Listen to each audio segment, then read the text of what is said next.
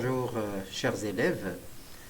Alors, on a programmé pour le baccalauréat en sciences économiques deux interventions en économie générale. Alors, ces interventions concernent la troisième partie, les échanges extérieurs. Alors, on commence par le premier point, donc le premier chapitre de la troisième partie. Donc on commence par les fondements théoriques, mesures et analyse des échanges extérieurs. Alors au niveau des fondements théoriques, il existe deux doctrines, deux approches. Une qui défend le libre-échange, ou bien qui prône pour le libre-échange, et l'autre qui défend le protectionnisme. Alors, quelle est la différence entre le libre-échange et le protectionnisme? Alors, le libre-échange est une doctrine économique qui est pour la libre circulation des biens, des services et des capitaux entre les pays. Étant donné que le libre-échange, ça va contribuer à l'amélioration de la croissance économique dans les pays. Alors, le protectionnisme, au contraire, il est pour tout simplement la limitation des entrées des produits de l'étranger, c'est-à-dire les importations. Alors il faut mettre en place des barrières pour éviter et limiter la pénétration des produits importés pour concurrencer les produits locaux. Donc en quelque sorte, on limite les échanges avec l'extérieur pour laisser le marché pour les produits nationaux. Alors je commence d'abord par le libre-échange. Alors comme je l'ai déjà dit, le libre-échange, tout simplement, c'est la libre circulation des biens et des services et capitaux entre les pays. Alors pourquoi? Parce que cette libre circulation va permettre l'enrichissement des nations, ça va permettre de créer plus de richesses, de stimuler la croissance et finalement d'améliorer ou d'assurer le progrès économique et social. Alors, quel est l'intérêt alors du libre-échange? Quels sont les arguments dont disposent les partisans du libre-échange? D'abord, aucun pays n'est autosuffisant parce que aucun pays ne peut produire tout ce qu'il veut et donc consommer tout ce qu'il produit. Donc, naturellement, il a besoin d'effectuer des échanges avec le reste du monde. Deuxièmement, ça permet aux entreprises de trouver de nouveaux marchés, de nouveaux débouchés à l'extérieur. Et donc, la limitation des marchés intérieurs ou bien leur saturation va permettre à ces entreprises de continuer à produire, mais cette fois-ci pour vendre à l'étranger. Troisième avantage que présente le libre-échange, c'est ça permet de réduire les coûts. Et donc la division internationale du travail va permettre aux pays de ne produire que des biens qui peuvent leur coûter moins cher et d'acheter alors de l'étranger les autres biens. Troisième ou bien quatrièmement, ce sont les avantages que procure la concurrence. Alors la concurrence pousse les entreprises à réduire le prix dans l'intérêt des consommateurs, la qualité aussi, et l'allocation optimale des ressources, ce qui signifie tout simplement qu'un pays n'a pas intérêt à produire un bien qu'il peut acheter de l'étranger moins cher. Également, le libre-échange et la concurrence vont permettre à l'entreprise, vont obliger les entreprises d'innover chaque fois, et donc c'est toujours dans l'intérêt du consommateur. Alors, au niveau des apports théoriques, bien sûr, les économistes s'intéressent au commerce extérieur et donc au libre-échange. Et donc, il existe un grand nombre de théoriciens qui ont travaillé sur le libre-échange, mais dans le programme d'économie générale et statistique pour deuxième année bac. Et donc, il y a trois théories. Et donc, la première théorie, c'est la théorie des avantages absolus. L'auteur, c'est Adam Smith. La théorie des avantages comparatifs, développée par Ricardo. Et puis, les dotations factorielles, développées par trois économistes, Heckscher, Hollin et Samuelson. Alors, commençons par la théorie des avantages absolus. Alors, Adam Smith a constaté que, tout simplement, un pays doit se spécialiser dans des productions qui coûtent moins cher par rapport aux autres pays. Et donc, c'est un pays, par exemple, il est le seul qui produit un bien moins cher, donc il va se spécialiser dans la production de ce bien. Et donc, par conséquent, il va acheter de l'étranger les autres biens. Et donc, la spécialisation se base essentiellement sur les coûts les plus bas, les plus faibles qu'à l'étranger. Alors, Ricardo, quant à lui, constate une insuffisance de la théorie de Smith en considérant qu'il peut y avoir des pays qui ont plusieurs avantages absolus et d'autres pays qui n'ont pas d'avantage absolu. Donc, quelle est la solution dans ce cas? Alors, la solution, la réponse était de Ricardo en développant une théorie intitulée Les avantages comparatifs. Alors, un pays, il a toujours intérêt à se spécialiser, même s'il n'a pas d'avantage absolu, ou bien qu'il a plusieurs avantages absolus, selon la règle de l'avantage comparatif. C'est-à-dire, tout simplement, qu'un pays qui a plusieurs avantages comparatifs, et donc il doit choisir là où il a l'avantage le plus grand, le plus élevé, et laisser les autres pour les autres pays. Ou bien le pays qui n'a aucun avantage ou ne dispose d'aucun avantage absolu, il peut aussi se spécialiser cette fois-ci là où il a le désavantage le plus petit. Bien sûr, comparativement le plus petit.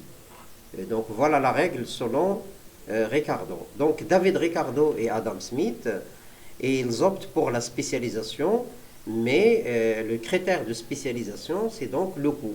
Donc le coût absolu chez Adam Smith et le coût comparatif ou bien relatif pour David Ricardo. Alors, Eicher, Onlin et Samuelson, théorème de Haas, dotation factorielle, il y a toujours la question de spécialisation, donc ils partagent toujours le même point de vue, donc chaque pays doit se spécialiser, sauf que les critères utilisés par ces trois économistes sont différents de Ricardo et Adam Smith. Alors, selon les dotations factorielles, le critère ici de spécialisation, c'est l'abondance relative d'un facteur de production.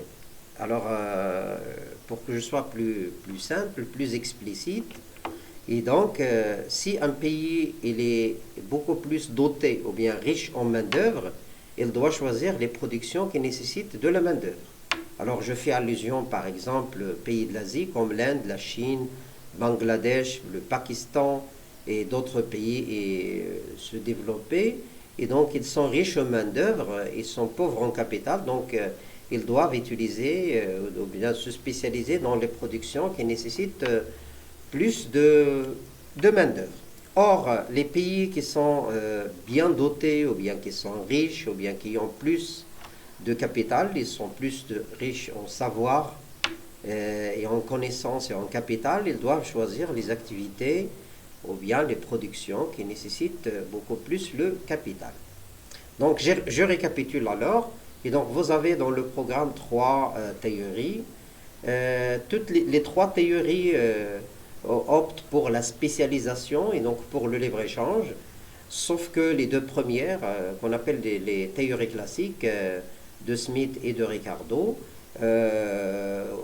considèrent que le critère de spécialisation, c'est le coût, alors que les trois économistes qui forment ce qu'on appelle la théorie néoclassique, et donc il y a toujours la spécialisation, mais fondée sur ce qu'on appelle l'abondance relative d'un facteur de production. Maintenant, puisque le libre-échange il a des avantages, c'est normal, il a aussi des inconvénients ou bien des limites. D'abord, le libre-échange, il risque de détruire les nouvelles industries, ou bien ce qu'on appelle les industries dans l'enfance. Par exemple, un pays qui vient de lancer une activité de production, et il peut ne pas réussir parce que tout simplement, les autres ont plus d'expérience que lui dans cette industrie. Donc, si on laisse ouvert les frontières, automatiquement, le produit nouveau il va disparaître parce qu'il n'a pas les moyens de défendre son marché. Par exemple, lorsque le Maroc s'est lancé dans la production de la Logan, de la voiture, et donc il doit limiter les importations des autres voitures pour qu'on laisse le marché et laisser les Marocains découvrir la Logan. Et donc, une fois le marché connaît la Logan, les clients ont pris connaissance de la nouvelle voiture, et donc à ce niveau-là, on peut ouvrir les frontières. Et donc, attention aux industries dans l'enfance, le libre-échange, il risque de les détruire. Deuxièmement, il y a des spécialisations qui sont inégales. Alors, on ne peut pas imaginer une spécialisation fondée sur les produits manufacturés, industriels, et une autre spécialisation faite sur la base des produits primaires, industriels, agricoles, etc. Donc, ce n'est pas une spécialisation gagnante. Et donc, on trouve bien les pays qu'on appelle industrialisés, ils sont beaucoup plus forts parce qu'ils se spécialisent dans des produits à haute valeur ajoutée, alors que les pays sous-développés se spécialisent dans les matières premières et les produits agricoles. Et donc, on ne peut pas échanger des produits agricoles contre des machines. Donc, ce qui fait que la spécialisation, oui, mais à condition que ces spécialisations soient gagnantes. Troisièmement, il y a le commerce de similitude. En réalité, selon cette limite, il n'y a pas une véritable spécialisation parce qu'on constate dans les faits, dans la réalité, que des pays, finalement, ils échangent des biens contre des biens. Donc les Allemands, ils produisent des voitures, les Français aussi, et donc les Allemands achètent des voitures françaises et les Français achètent des voitures allemandes. Et donc finalement, il n'y a pas une spécialisation.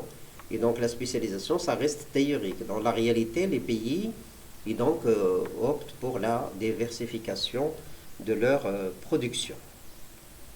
Donc voilà pour le libre-échange.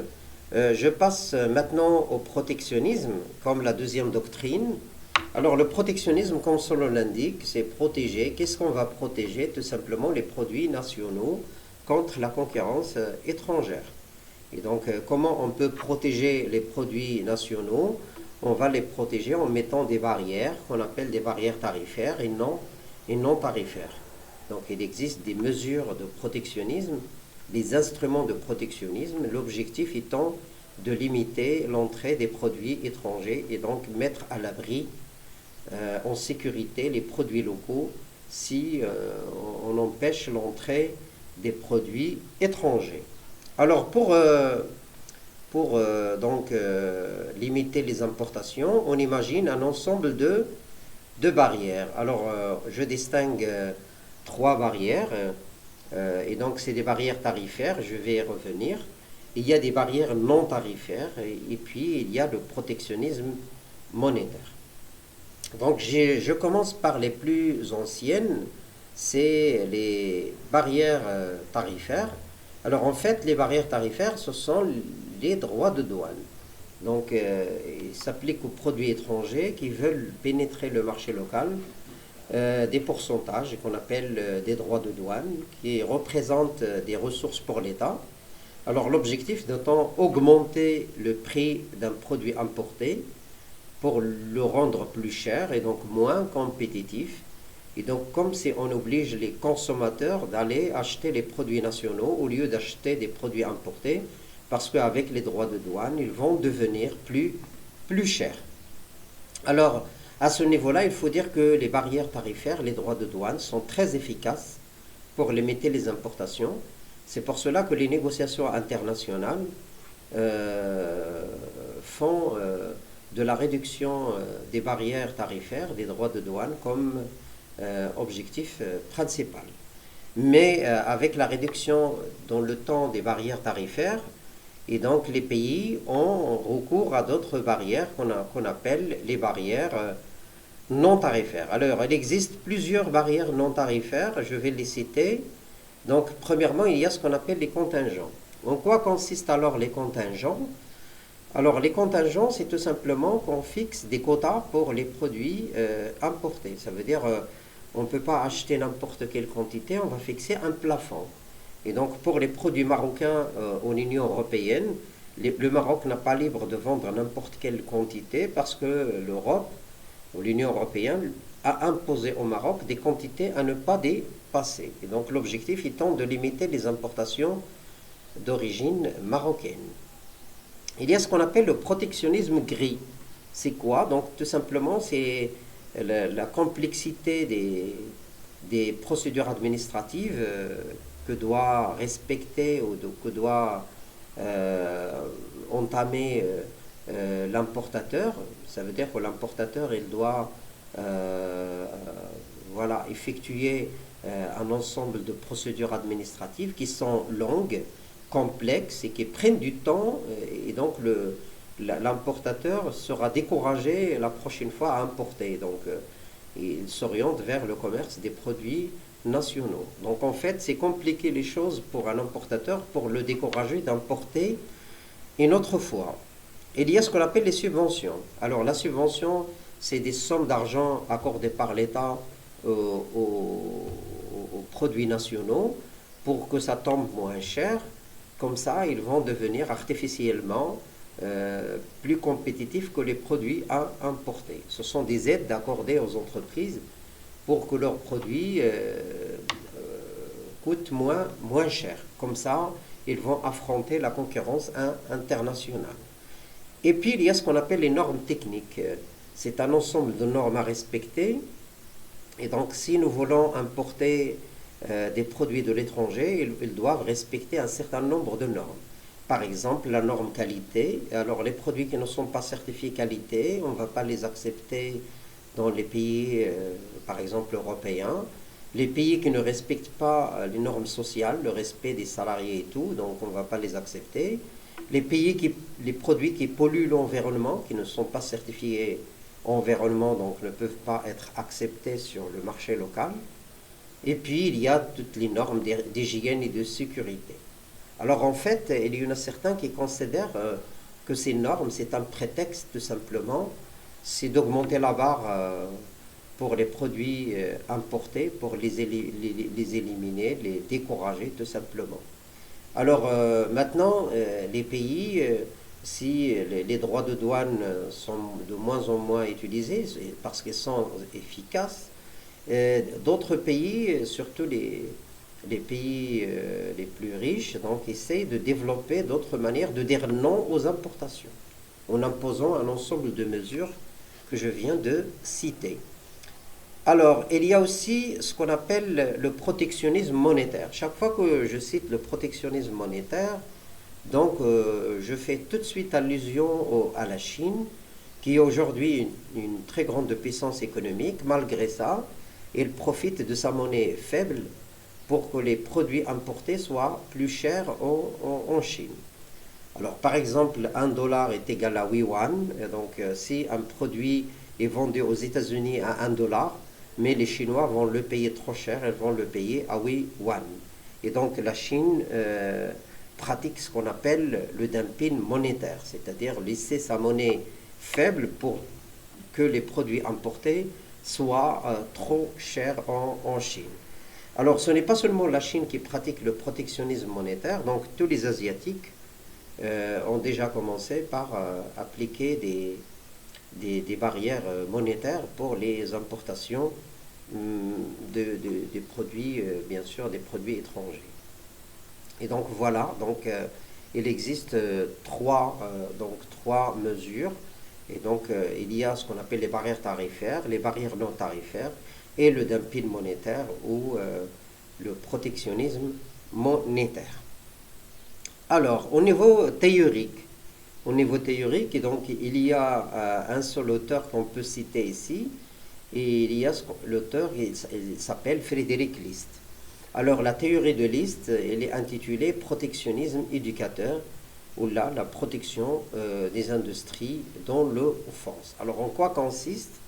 Il consiste tout simplement, si un pays vient de se lancer dans une industrie nouvelle, et donc il a intérêt de mettre en place des barrières pour la protéger contre la concurrence internationale. Et donc en attendant que cette industrie développe des moyens, des outils, des ressources pour affronter la concurrence internationale. Donc, puisque le protectionnisme présente effectivement des avantages de protéger l'économie nationale, mais il présente également des limites. Première limite, c'est que le consommateur, c'est celui qui est beaucoup plus lésé, victime du protectionnisme, parce qu'on l'oblige d'acheter le produit national. Même peut-être si le produit national ne répond pas à ses exigences. Et s'il l'achète, il va payer un prix très supérieur, ce qui va réduire son bien-être. Et donc, donc le consommateur n'a pas le choix, n'a pas beaucoup de liberté pour choisir lui-même les produits. Deuxièmement, trop de protection, pardon, ça représente un frein pour l'économie nationale. Euh, dans quelle mesure? C'est le fait que les entreprises qui sont protégées sont des entreprises qui ne seront pas incitées à innover et ne seront pas incitées également à réduire leurs coûts. Au contraire, ils vont continuer à accumuler des bénéfices sans fournir des efforts importants. Également, le protectionnisme est très bénéfique pour l'État parce que c'est des recettes supplémentaires sur tous les droits de douane, mais ce n'est pas bénéfique du tout pour les consommateurs. Et il est bénéfique aussi pour les industries nationales. Donc voilà pour ce chapitre de fondements théoriques. Et donc, beaucoup sont les questions qui peuvent intéresser le jury d'examen au niveau des instruments de protectionnisme, au niveau de théorique. Et je vous souhaite alors bonne chance en attendant le chapitre suivant. Merci pour votre attention.